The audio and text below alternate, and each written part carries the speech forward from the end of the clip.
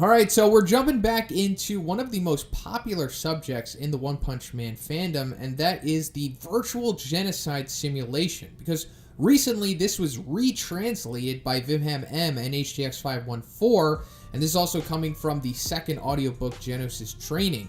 And it's been like almost 2 years since I last talked about this, so obviously a lot has changed since then. And given that we have the new translation, we can go more into things that we probably didn't talk about or just didn't talk about enough before. So let's get into it. So let me just explain what the VGS is real quick for anyone who is unaware. So Dr. Kuseno created like this VR game to help Genos practice by battling virtual opponents. And the virtual opponents are monsters that Genos had faced in the past. And they're just replicated by using data that Genos has in his memory. So it like recreates them along with how powerful they could have been. And also, I guess you wear it like an Oculus Rift or something, and it's able to read your brain waves. And all you have to do is like imagine what you're going to do, and then the game is able to replicate like your movements and your overall strength as well. And then that's how you just battle against these monsters in this virtual world. Now, also, not everything is 100% accurate with this thing, and that's going to be a recurring theme throughout this audiobook, and as well as what I'm going to be talking about in this video. And let me just also put it out there that One himself did write this, and he took extra care with this one as well. Like, it took him like over 10 hours or something to like make amendments and changes to the script so that it was as good as he wanted it to be. So it's pretty much canon for the most part, and that's also why you see this talked about so much within the fandom and why it's used so much as reference points and whatnot. So Genos is the first person we see use this, and let me just put it out there that it's never really made clear which version of Genos this is, but it's probably G4 or somewhere around there, and that's because of the time frame of this audiobook being released, and also what Genos actually says in the audiobook. He says like, after all those upgrades, learning from my defeats, and the time spent studying with Sensei, I am sure that I have gotten stronger. And as well as like his performance against these monsters, so maybe he's G4 or at least close to that level of power. So the first monster that Genos goes against is Mosquito Girl, and it's never really made clear if it's like base form White Mosquito Girl or if it's like her blood form Red Mosquito Girl. But if you listen to the audiobook, you can hear Mosquito Girl make like this distinct laugh when she's like loaded in the system.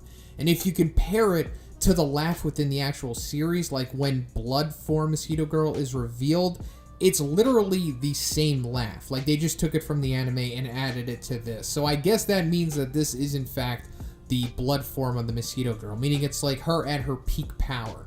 So Genos basically like low diffs her. He gives her like a machine gun blows, and then after that he shoots her with what it seems to be like an incineration cannon, and then she's completely destroyed by this.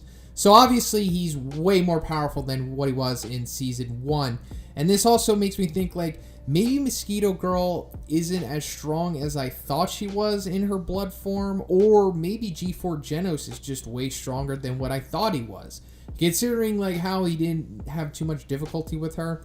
Now the next monster that he goes against is Deep Sea King, and we specifically hear rain in the background, so I guess that means that this is like hydrated Deep Sea King. And Genos also defeats Deep Sea King, and it seems like he probably had an easier time with him than what he did have with Mosquito Girl, because it's just a quicker sequence overall, and there's not as much emphasis put on what could be an incineration cannon. I'm really unsure if he even used it against him. It might have just been machine gun blows, but regardless, he took both of them down quickly and really easy. So yeah, he's definitely increased so much in power from what we saw him originally go against both of them.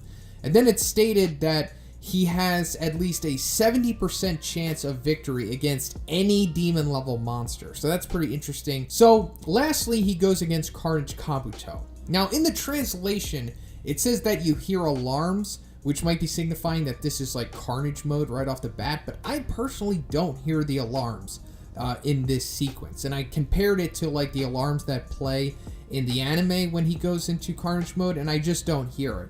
So I'm assuming that this is probably just base form Carnage Kabuto. And also considering what Zombie Man says later on in the audiobook, I'm assuming that like, yeah, he doesn't really go Carnage mode until like later on. But anyway, Carnage Kabuto like low diffs him just as easy as he did the first time they fought, and Genos is like, yeah, I still have a long way to go before I can compete against dragons.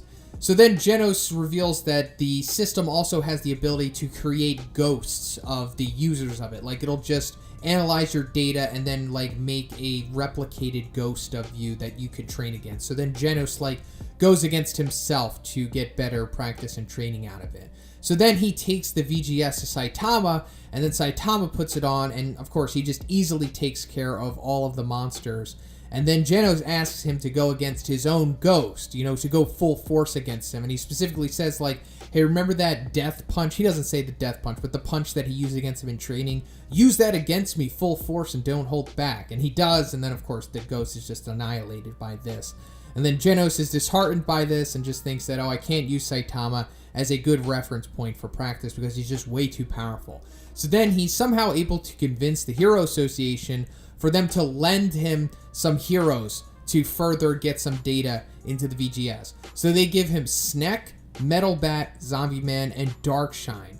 So first up, we see Snek go straight into the deep end against Carnage Kabuto, and he gets wrecked by him, of course. Yeah, he beats him in like 2.52 seconds. And then Metal Bat steps up to take on Carnage Kabuto. Now, also, it really seems like he's not in his Carnage mode at this point because, like I said, there's no real indication that he has become that, and I'll go into why I think that is later on. But anyway, it seems like Metal Bat is putting up a pretty good fight against Carnage Kabuto in the beginning, like surprisingly well. Like, you hear him connecting with him, like the bat hitting him, and he's also taking shots from him as well, because Zombie Man's also like, oh, a full frontal assault, meaning that like they are going back and forth and trading blows. But then Carnage Kabuto like gets serious, I guess, and then just destroys Metal Bat, and the system deems him incapacitated. And it's also revealed that he lasted 3 minutes against Carnage Kabuto, so obviously he did way better against him than what Genos did. But then, you know, Metal Bat obviously isn't happy with this, and he's like, you know, what the hell? And then Genos says, hey, the game registered you as being dead in the virtual world. And he's like, no way, Jose. I might have lost in the game world, but in the real world, it won't go down like that. It might be over once you die in the game world, but in the real world, a death is just a flesh wound. You could totally revive through fighting spirit and have another go. You know what I'm saying? So I made a video dedicated to this line because it's super interesting, but I basically like proposed a question like, does this mean that Metal Bat is like kind of immortal or something, or that like he can literally be revived from death through his unique fighting spirit ability? Because remember, one did write this and he did make amendments to it, so maybe this is like one telling us the full extent of Metal Bat's abilities and just powers, because like when Metal Bat is fighting against Garo, it seems like he's very close to death. Now, of course, we know that Garo doesn't want to kill humans, but like at one point, it seems like Metal Bat is, you know, as close to death as you're going to get, and he's just done. And then out of nowhere, he's back on his feet at the peak of his power with like a crazy demonic look on his face. So is this like meaning that like if it were to go even further, that he would just straight up come back to life? And maybe it means that like you have to like either cut off Metal Bat's head or like disintegrate him or vaporize him or something, or else he's just going to keep coming back to life. It really remains to be seen, but I just really like that this notion was put out there, and it leads us to think like, wow, what is the extent of Metal Bat's abilities? So then Zombie Man steps up to fight Carnage Kabuto, and this is where we get his famous feat, because he actually defeats Carnage Kabuto in this sequence. So at first, Carnage Kabuto is obviously just annihilating him. He's like, it's making guacamole out of Zombie Man, and as we saw in his fights against Pure Blood and Homeless Emperor, he just has super fast regeneration. And given that this doesn't register as like a big deal to Zombie Man, the game doesn't register him as being dead or have enough damage for the game to end or anything. So it just keeps going on for 3 hours of him getting destroyed and regenerating. And it eventually goes to the point of Carnage Kabuto going into Carnage mode. So this is the first time that we know for sure that he does that, because Zombie Man says that he transformed into his Carnage mode or whatever and started rampaging. And it spent all of its stamina and couldn't even move. And that's because the simulation sped up the clock to 1 week in advance. And because, you know, when Carnage Kabuto originally talks about his Carnage mode to Saitama, he says, I'll rampage for a week. So we're finding out what happens after that week-long rampage. He's just done.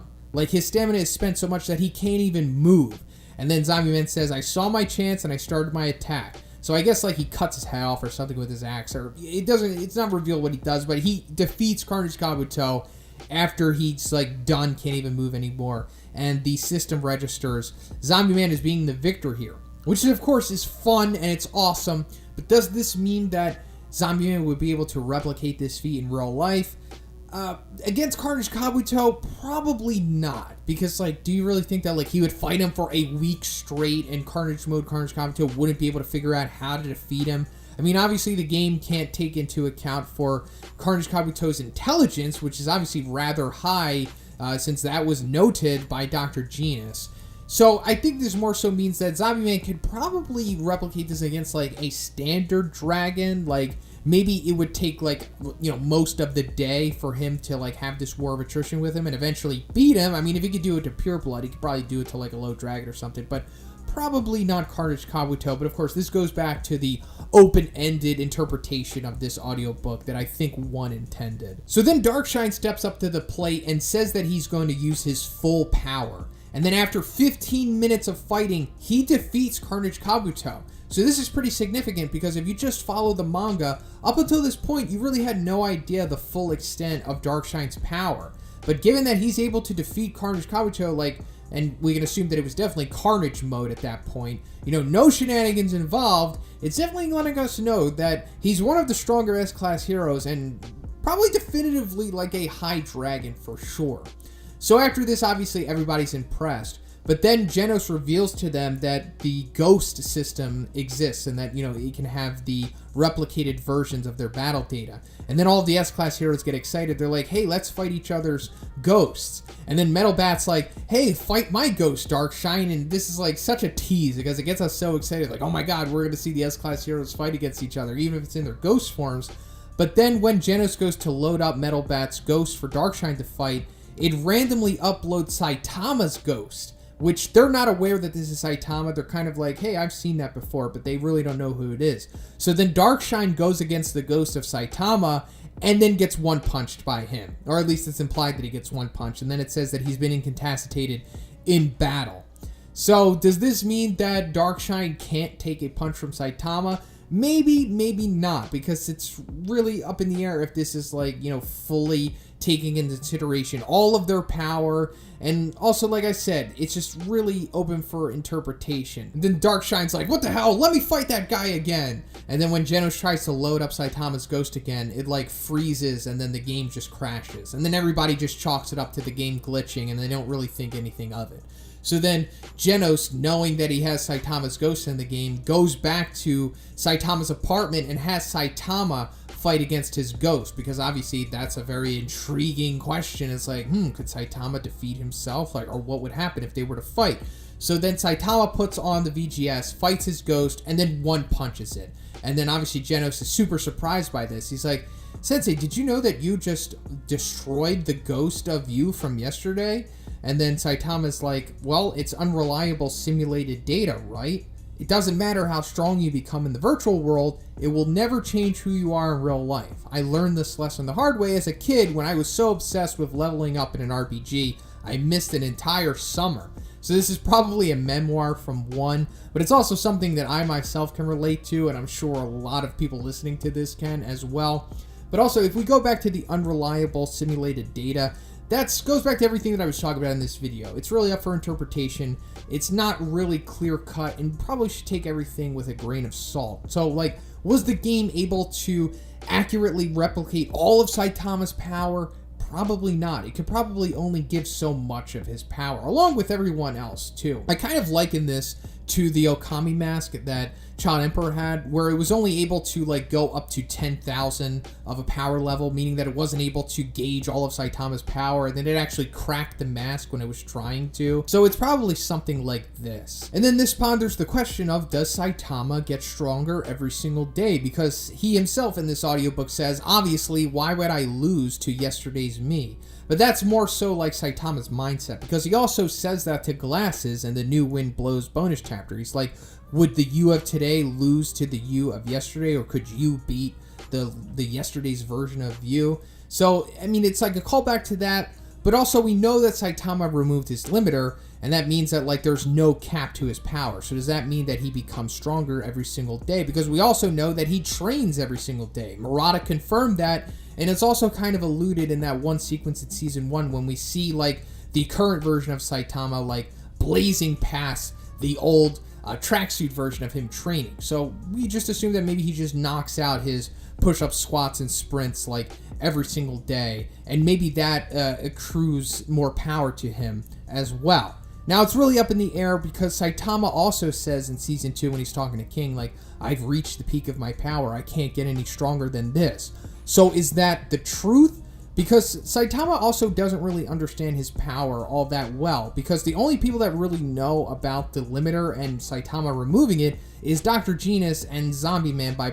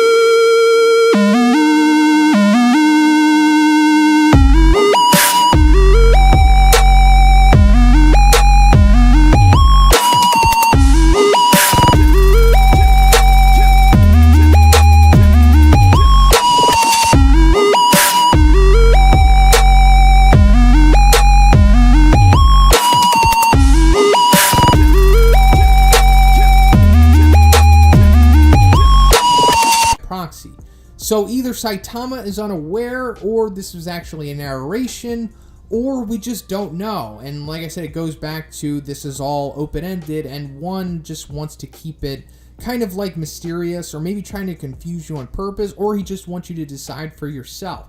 I personally don't have an answer to this, but I'll look more into it in the future and maybe make a video dedicated to the subject of Saitama's power, and if he does become stronger every day, I'll have to look over more evidence. But as of right now, I don't think there's like an actual answer to that question, or at least a definitive one. But that's pretty much it for the video today, guys. Let me know what you thought about this in the comments, and also, if you liked it, please give it a like. I also have a Patreon, gives you access to a weekly Q&A, and if you haven't already, please subscribe as well. Have a great day, and I'll